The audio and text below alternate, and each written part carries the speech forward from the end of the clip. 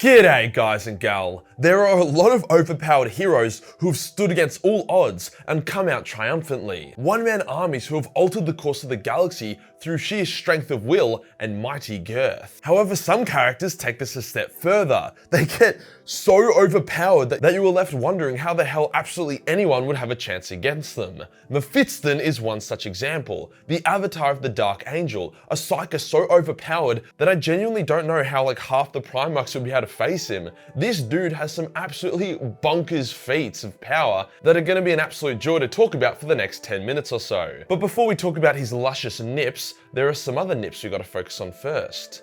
Mine. Just kidding. Unless. The cosplay nude calendar that I spent months and a ton of money putting together is still available for 2 more weeks. The calendars have started to arrive to people's doors and everyone has said nothing but good things. This chick even bought the digital version, printed it out, and then hung it up for her boyfriend as a gift. Absolute keeper that one is. The calendar comes in A4 for that subtle bedside drawer vibe, a big ass A3 when you want to hang it up in your living room as a power play, or the digital version, for if you just want to keep track of the months from the safety of your computer chair. If you love Battle Mace 40 million, then get it for the cosplays. If you love titties, then it's full of them. And if you're just really passionate about keeping track of the dates in a more traditional format, bam! No reason not to pick one up before it's gone forever.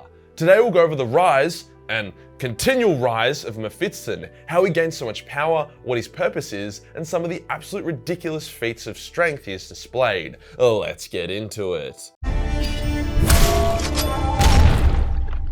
Fortunately for Mephiston's character development, he didn't just pop out of the womb as some kind of unstoppable demigod that we were supposed to respect from day one. Abaddon.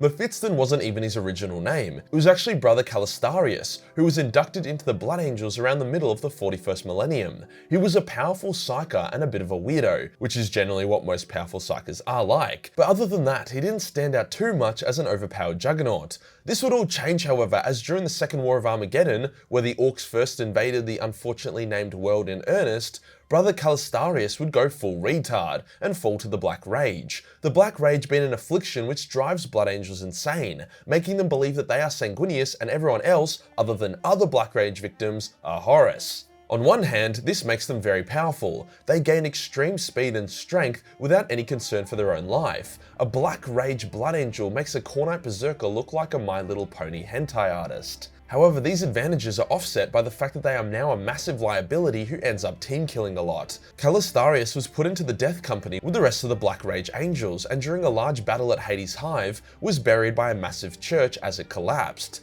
He survived the collapse, but was basically forced to rage really hard in a confined, crushed space. After a week of raging, he calmed down, was cured of the Black Rage, and busted his way out of the rubble. A couple of orcs came over to score what they thought was an easy kill. After all, I'm in pretty bad form after a big night out on the beer, so I can't imagine what 7 days of no food, water, sleep, and a lot of rage would do to someone. Despite this, Calistarius beat them all to a pulp with his bare hands, Mortal Kombat style. Dude even performed a fatality on the last orc by ripping out its heart. The changes Calistarius had undergone were significant, hence he no longer identified with his name, changing it to the significantly more badass and edgy Mephiston. The newly born Mephiston was way more powerful, both physically and psychically, than he had ever been before. He also became very dramatic, commissioning his own set of unique, stylish armor, a very over-the-top impractical cloak, and now he talks like Christian Bale's Batman. Well, at least I imagine he does. I haven't personally heard him speak before. Mephiston would walk back to the Imperial lines, rejoining his Blood Angel brothers before rapidly ascending to the rank of Chief Librarian, through virtue of being by far the most powerful psyker in the Blood Angels, if not the entire Imperium. To add an even extra bit of dramatic flair, he decided his gamer tag would be Lord of Death. Not because his abilities had much to do with the cycle of death, but because it sounded cool, which, honestly, I can't talk. I call my fucking YouTube channel Majorkill. This begun Mephiston's second life, and boy did he grab it by the balls, saving the soul of the Blood Angels on numerous occasions. The first occasion was when some Titsnichian bullshit resulted in a Blood Angel called Archeo being turned into a doppelganger of Sanguinius. He grew angel wings, golden long hair, and got really fucking sexy. This false angel then had special armor made for him, as well as claiming the Spear of Telesto, which was one of Sanguinius's personal weapons and contained a small fragment of his essence within it. Understandably, Archeo declared himself Sanguinius Reborn, so Mephiston was like, wait a minute dickhead, I gotta do the bitch test on you. Beep boop beep, yep, you're a bitch.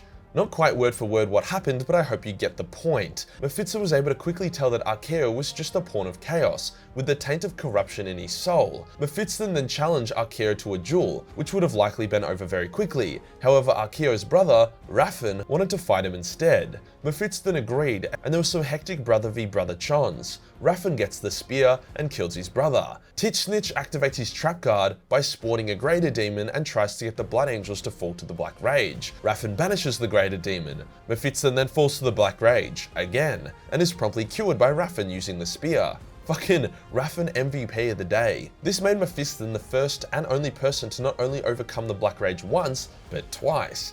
Jesus mate, it's not a competition. Mephiston would go on to go absolutely ham against the Tyranids on multiple occasions. On the Hives of Holonen, he would easily purge a Genestealer infestation, only for a Tyranid Hive fleet to arrive. With just a small force of Blood Angels and Guardsmen, Mephiston fights the Hive fleet, solo killing its Hive Tyrant before getting decked by a big-ass Trigon. However, he had held the planet long enough for reinforcements to arrive.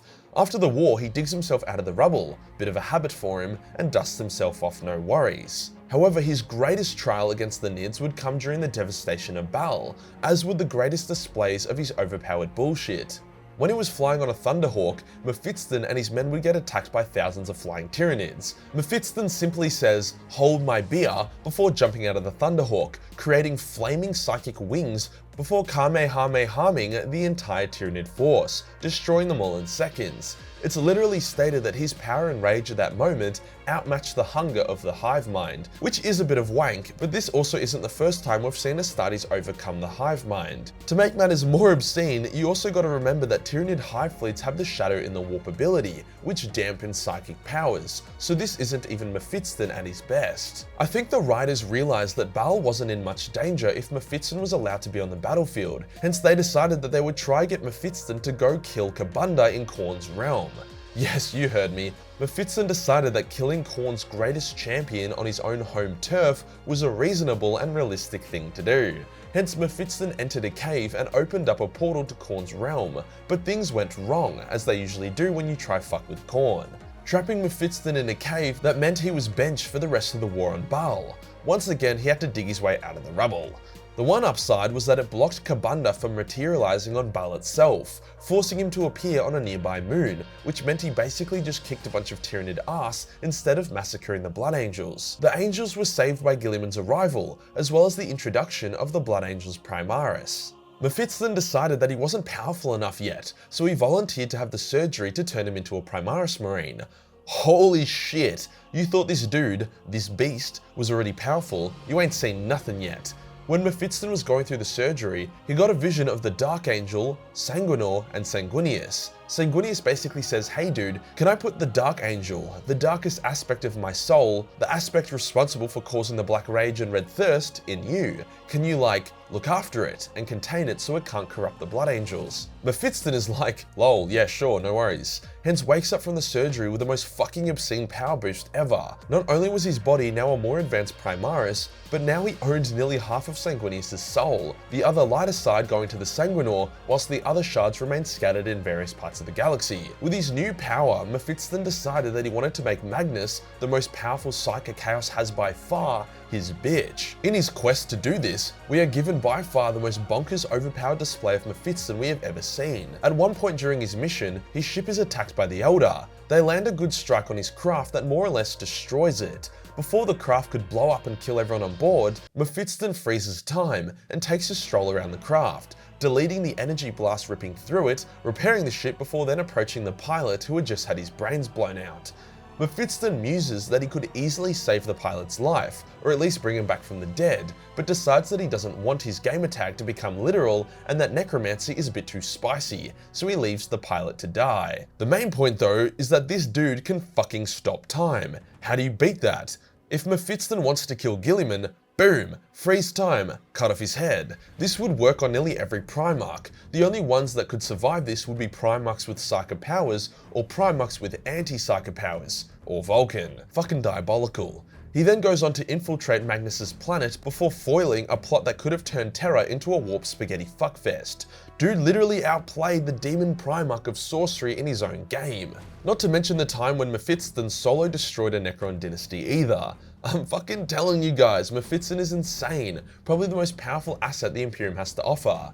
So this begs the question, is his power justified, or is he just another Mary Sue that the writers keep wanking off? Not gonna lie, I like it. Mephiston isn't just powerful because he is, he's powerful because he has progressively leveled up through dramatic actions, recovering from the Black Rage, becoming Primaris, becoming the avatar of Sanguinius' darkness.